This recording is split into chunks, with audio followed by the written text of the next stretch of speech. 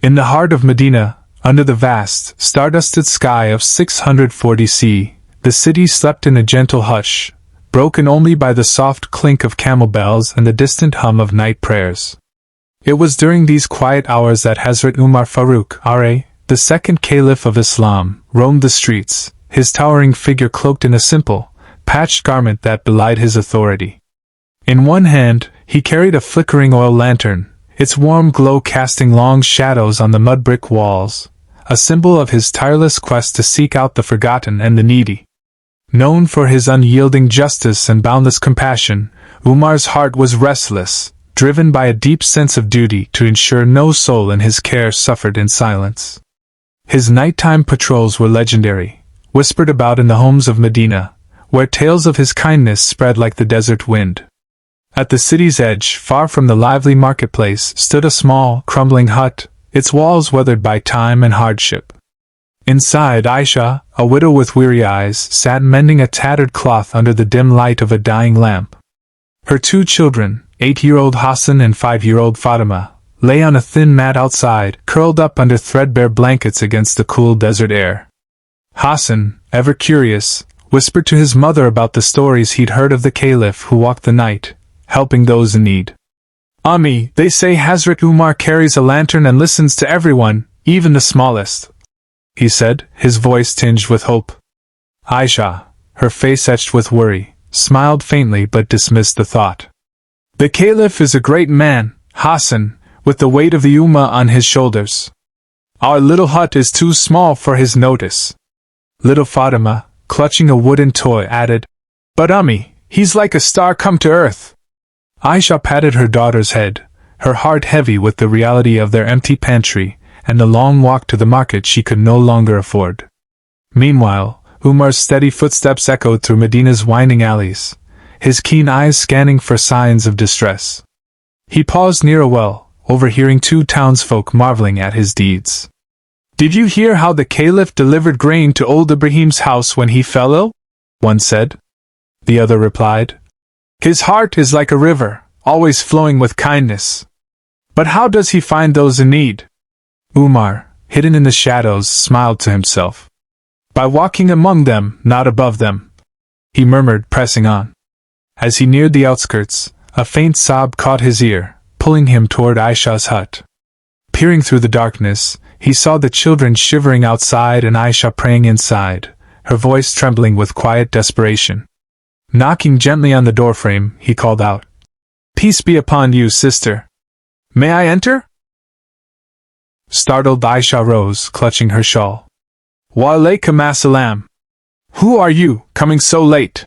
she asked, wary of the tall figure in the doorway. Lowering his lantern, Umar's stern yet kind face came into view. "I am but a servant of the people, passing by. I heard a cry and saw your children in the cold. Are you in need?" Aisha hesitated, shame weighing her words. "We manage, kind sir. The children ate yesterday, but today, the market is too far, and I have no coin." Umar's eyes softened, but his voice was firm. "No soul in Medina should sleep hungry while I am Caliph. Tell me, what do you need?" Tears welled in Aisha's eyes as she admitted, "Only bread and oil for our lamp. But I cannot repay you."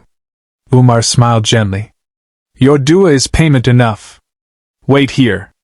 Leaving the hut, Umar strode purposefully to the Beit al-Mal, the public treasury entrusted to his care. Ignoring the guard's offer to help, he filled a heavy sack with flour, dates, a jug of oil, and a small bundle of cloth for warmth. "Amir al-Mu'mineen, let me carry that," the guard insisted, but Umar shook his head. "If I cannot bear the burdens of my people, what right have I to lead them?" He hoisted the sack onto his broad shoulders and returned to the hut, his lantern swaying with each step.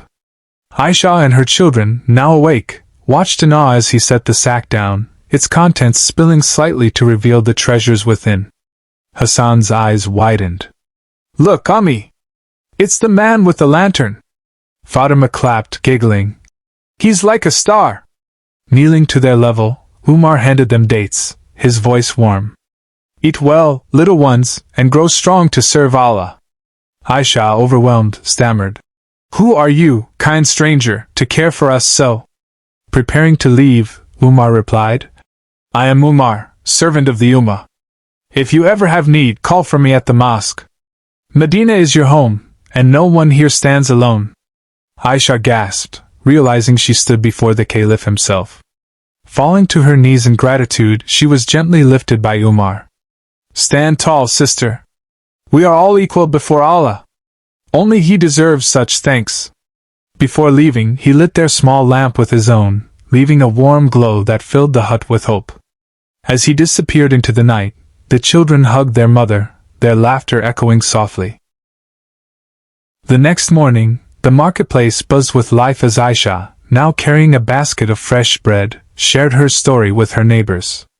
Abdullah, a kind-hearted merchant, approached curious. Aisha, I heard a stranger helped you last night. Your children look happier today.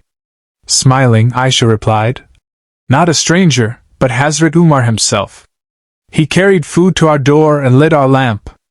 I pray Allah blesses him. Abdullah, amazed, shook his head.